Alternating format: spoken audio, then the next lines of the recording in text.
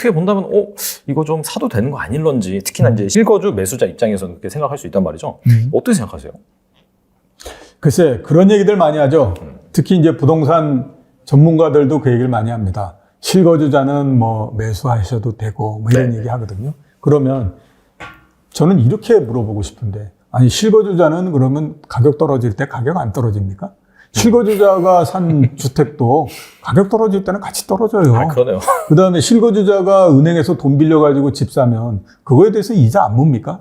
그것도 이자 똑같이 물어야 돼요. 그러면 왜 사람들은, 아니 실거주자라고 해가지고 그러면 가격 떨어지고 하는데 왜 들어가야 되는 겁니까? 그냥 버티다가 맨 나중에 그 해가지고 다 떨어지고 난 다음에 그때 움직이면 되는 건데, 앞에서 말씀드렸던 것처럼 V자 형태로서 반등하는 것도 아니고, 이게 가격이 떨어져서 바닥에 도달하고 난 다음에 굉장히 오랜 시간 동안에 걸쳐서 옆으로 쭉 가고 할 텐데, 그 기간 동안을 왜 이자를 다 부담해 가고 뭐 이런 거를 해 가면서 합니까? 그거 그냥 피하는 게 좋죠. 라는 얘기를 하거든요. 마찬가지입니다. 실거주자라고 하더라도 그런 부분들이 있기 때문에 지금은 제가 봤을 때 살 거는 아니죠. 왜냐하면 떨어지는 칼날을 잡지 말아라고 하는 거는 월가의 격언인데, 지금 떨어지는 그 칼날을 왜 애써서 잡으려고 하는지 그거 알 수가 없는 부분들이고, 그러니까 그거예요. 두 번째는 보면 과연 그러면 정부가 여러 가지 정책을 내놓고 대책을 내놓고 하는데 그게 가격의 방향을 바꿀 거냐? 제가 봤을 때 그건 가격의 방향을 바꿀 수 없습니다. 정책이 가격의 방향을 바꾸지 못한다라고 하는 건 이미 증명이 되어 있는 부분들이기 때문에. 지난 정부에서 생각해보니까. 예, 그렇죠. 이게 그 정책을 내놓는 거는, 아이고, 야, 이대로 하다가는 이건 큰일 나겠는데? 이러니까 우리가 그래도 뭔가 하고 있는 거를 한번 보여주겠습니다. 라고 해가지고 내는 거지. 그것 때문에 가격의 방향이 바뀔 거다라고 해가지고 하는 거는, 그거는 되지가 않는 거예요. 그렇기 때문에 정책도 가격의 방향을 바꾸지 못합니다. 그러니까 당연히 보면 실거주자도 시간이 지나서 더 지나가지고 가격이 이제 거의 바닥에 도달해가지고 그 다음에도 시간이 상당히 지나서, 이건 뭐 진짜 힘들다. 뭐 건설회사 몇 개 날아가는 거 아니야? 그 다음에 뭐 강남에 그 좋다라고 하는 그 반포나 이런 데에 그 미분양이 나가지고 그 재건축 이거 뭐 조합 이거 재건축 못하는 단계에 들어갑니다. 이러면서 막 허덕허덕대고 이럴 때 정도에서 움직여도 늦지 않은데 뭘 지금부터 이렇게 바빠가지고 그렇게 하냐 이 생각하는 거죠. 이게 가격이 떨어지고 이제 떨어지고 나서 끝나서 바로 오르는 게 아니라 떨어진 다음에 한참 동안 또 이렇게 횡보할 수 있는, 그게 현실적이기 때문에 뭐 이쯤에서 사서 좀 더 떨어진다 하더라도 이게 이제 이만큼은 계속해서 버텨야 되잖아요. 그래서 그런 약간 시간적인 기회비용 차원에서 좀 기다렸다가 사는 게 좋겠네요. 90년도 이럴 때에 부동산 가격이 한 4년 동안에 걸쳐서 어마어마하게 상승했어요. 이번에 상승한 거는 양도 아니었어요. 아, 그래요? 네, 그때 어마어마하게 상승을 했거든요. 그래서 이제 정부가 내놨던 게 뭐냐면 분당 일산을 비롯한 5대 신도시를 만든다. 그래가지고 그냥 공급 물량을 쏟아 부어가지고 막 난리를 쳐놨잖아요. 그러니까 이제 가격도 너무 높고 뭐 이렇게 하니까 이제 거기에다 공급 물량도 많고 뭐 이러면서 이제 그때서부터 힘이 약해져가지고 90년도 그 연말 정도 되면 부동산 가격이 떨어지기 시작합니다. 그리고 한 20개월 동안에 걸쳐서 뭐 굉장히 많이 떨어져가지고 대치동의 음마아파트 같은 경우가 2억 8천에서부터 떨어지기 시작해서 1억 3천까지 떨어집니다. 반토막이 더 났네요. 반토막이 더 나는 형태가 돼버린 거죠. 그리고 난 다음에 그 가격이 92년도서부터 97년도 상반기까지 그 가격이 계속 유지됩니다. 1억 3천 정도가 계속 유지되다가 상반기 중반 정도에 1억 3,500만 원으로 500만 원 정도가 잠깐 좀 올라갔다가 외환위기 맞으면서 그거에서부터 한 번 더 내려가 버려요. 이런 형태가 됐거든요. 그러니까 그 기간을 한번 따져보세요. 92년, 93년도서부터 시작해서 97년도면 5년 정도에 걸쳐서 그냥 가격이 옆으로 쭉 이렇게 간 거예요. 지금하고 따져보면 가격이 어마어마하게 싼 상태였었죠. 뭐 대치동 음마아파트 31평이 1억 3천이었으니까 얼마나 쌌겠습니까? 그런 건데 지금 거에서 뭐 조금 그랬다가 이거 내려가는 거 그냥 탁 이게 끝나고 난 다음에 쭉 올라가고 이렇게 될 거다. 이거 환상이라니까요. 옆으로 갑니다. 상당히 오랜 시간 동안. 제 생각으로는 2027년 정도 넘어야 가격이 움직일 수 있지 않을까라는 생각이 들 정도인데, 그 기간 동안에 계속해서 지금처럼 7%의 이자를 계속해서 내가면서 가면 한 6년 동안 7%면 6, 7은 42 금리가 들어간 것만 복리로 따지게 되면 거의 한 50% 정도가 들어가는 거잖아요. 그거를 치러야 되는데 그거를 무주택자다라고 해서 그거를 치른다. 그건 말이 안 되는 거죠. 그러니까 주가도 그런 것처럼 이 얘기가 나오는 가장 근거가 되는 것이 뭐냐면 부동산 가격이 오를 거다라고 하는 기대가 있기 때문에 계속 실거주자는 매수를 해도 됩니다라는 얘기를 하는 거예요. 주식이랑 비슷하네요. 주식은 오를 거니까. 그렇죠. 예. 그러니까 주가는 오를 거니까 이 정도 떨어졌으면 사도 돼. 라고 해가지고 2,500포인트에도 달라들고 2,300포인트에도 달라들고 계속해서 달라드는 형태가 되잖아요. 맞아요. 근데 2,500포인트에서 달라들어가지고 산 사람, 예를 들어서 그때 삼성전자 산 사람, 그때 삼성전자가 얼마냐면 75,000원 이 정도 했었거든요. 지금 얼마입니까? 6만 원. 그러니까 앞으로 상당히 올라가야 내가 산 삼성전자는 내 원본을 회복하고 그 다음서부터 플러스 수익이 나는 거예요. 그 기간 동안을 나보고 참고 가라고 얘기하는 건데 그게 뭐 그렇게 좋은 전략이라고 볼 수 있겠어요. 그죠? 그리고 사실 주식은 중간중간에 변동성이 있어서 사실 쌀 때 사고 위에 올 때 팔고 이렇게 약간 유연한 매매가 가능하면서 약간 손실을 보존할 수가 있는데 부동산 아니잖아요. 그냥. 네, 그렇죠. 부동산은 한 번 사면 일단 상당히 오랜 시간 동안 묶여 있는다라고 봐야 되니까 뭐 그런 거 다 고려를 해야 되는 거죠.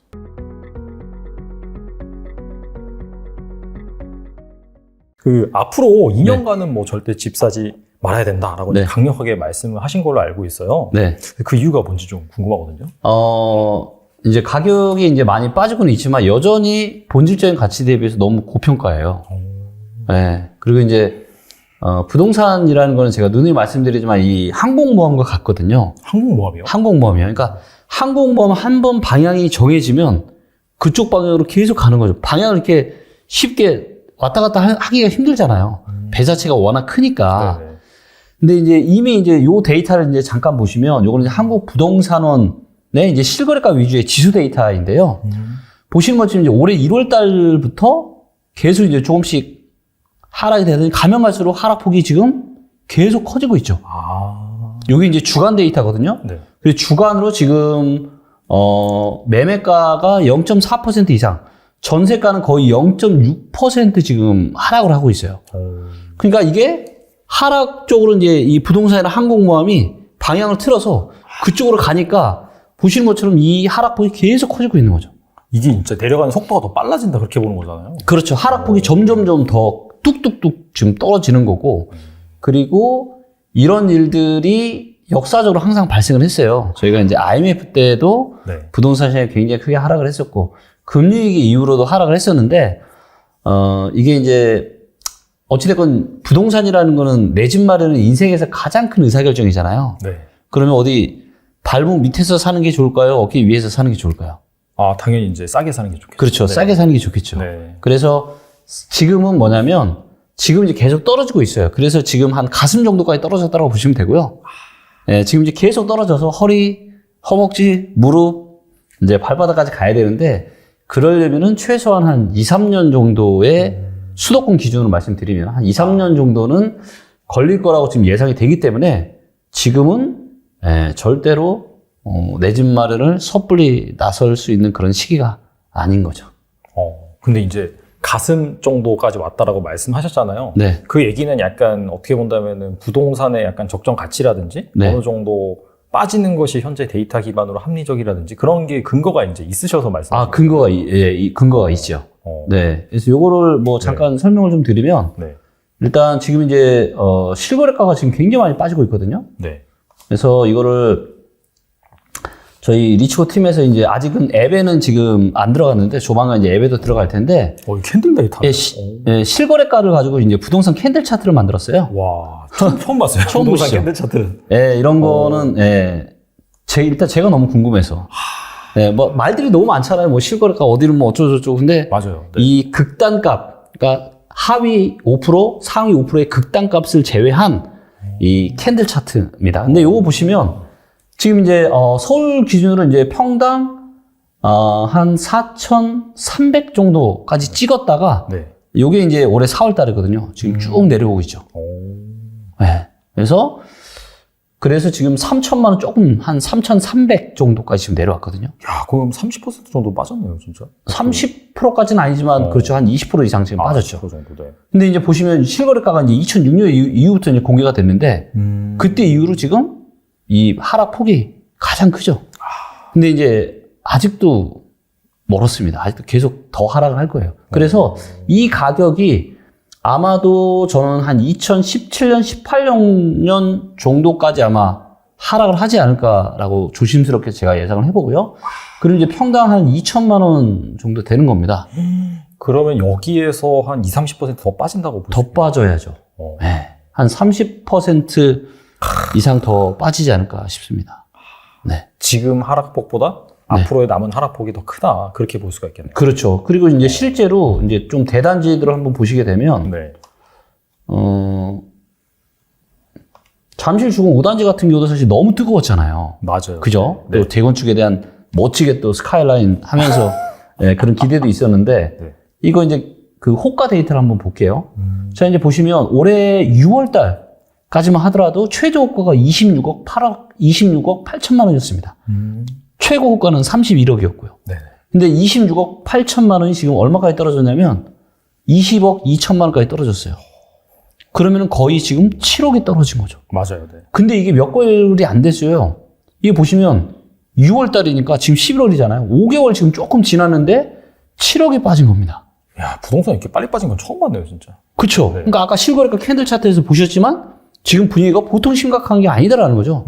그래서 여기 이제 보시면 여기 이제 1년인데 작년 연말만 하더라도 거의 30억이었어요. 30억인데 지금 20억 가까이 지금 빠진 거니까 한 10억 빠진 겁니다. 지금 고점 대비해서. 한 3분의 1 토막이 이미 난 거죠.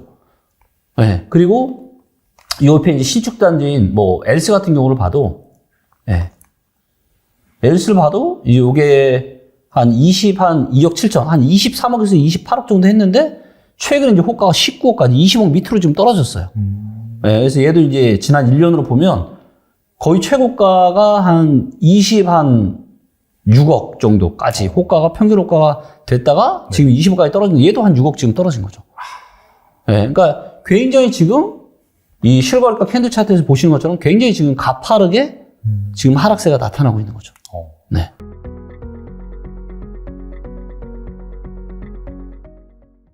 그렇다면 사실 실거주 목적이라도 예. 어떻게 본다면은 올해 상반기까지는 최대한 좀 집을 안 사는 게 좋은 판단일 수도 있겠네요.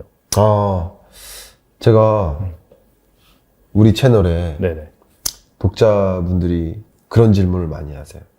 특히 저한테 저 신혼부부이고 그리고 이번 2월에 전세 만기인데 교수님 말씀대로라면 집을 사지 않아야 된다고 하시는데 우리는 어떻게 해야 됩니까? 뭐 이런 질문도 많이 하시고 제가 우리 다음 주에 제가 5만 명 달성 기념으로 5만 명?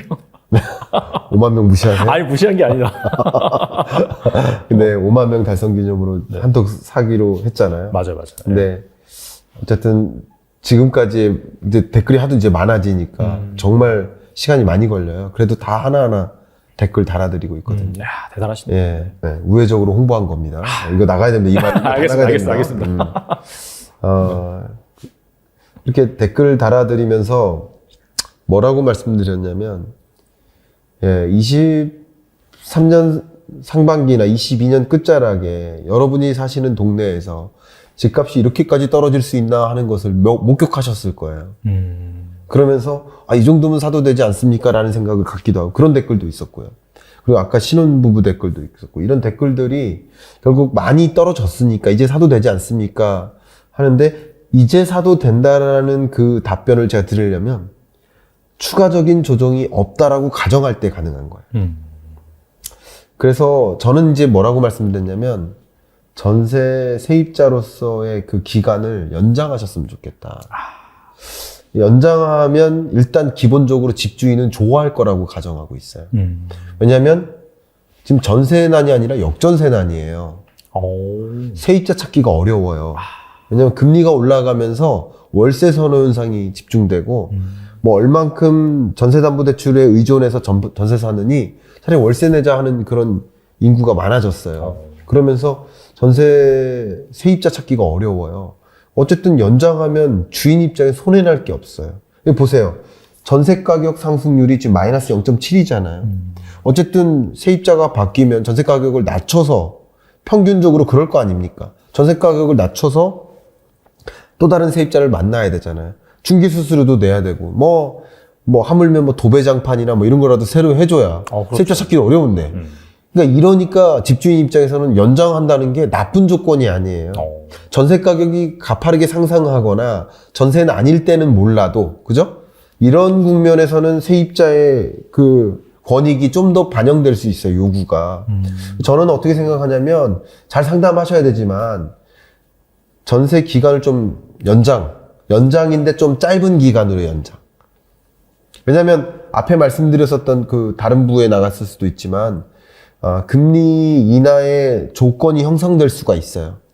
그 금리가 만약에 인하되는 시점이 생각보다 빨리 올 경우 이런 부동산 시장에 다시 돈이 유입될 수 있어요. 제가 정말 많은 분들을 뵙는데 어떤 분들은 정말 5천억, 1억에 해당, 1조에 해당. 왜냐면 최근에 기업을 M&A로 매각하셨어요. 네네. 그런 자금을 통장에 그냥 묶어두고 계세요. 와. 그러니까 당신 말 듣고, 당신이라고 안 했지만, 교수님 말씀 듣고, 네. 그냥 나 저축하고 있다. 근데 어떻게 하면 좋겠느냐, 뭐 이런 말씀 많이 하세요. 이분들은 그냥 기다리고 있는 겁니다. 기회를. 여러분들도 그러셔야 된다는 거예요. 기회를 기다리고 최적의 시점에 내 집 마련을 성공하시려면, 최적의 시점이라는 것은 마이너스에서 플러스로 전환되는 그 지점. 그렇지 않겠습니까? 그 지점이 최적 아니겠습니까? 맞아요. 네. 근데 심지어 플러스로 전환되더라도 그 집값이 상승한 이후 상승률이 예를 들어서 0.1, 0.2다. 그러면 돈을 대출받았을 때 대출금리, 그러니까 금리가 예를 들어서 5%다라고 했을 때 그 금리가 수익성이거든요. 그만큼보다 낮기 때문에 상승률이 그래봐야 낮기 때문에 조금 보수적으로 천천히 가져가도 된다는 거죠. 그죠? 제가 금리는 항상 기회비용이라는 거예요.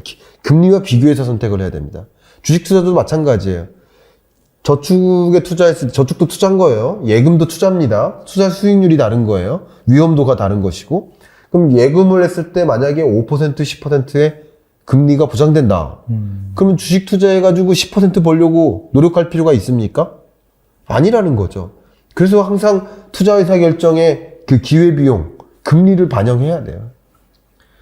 집도 마찬가지죠. 그래서 좀 보수적으로 접근하시라고 이렇게 조언을 드리고 있어요.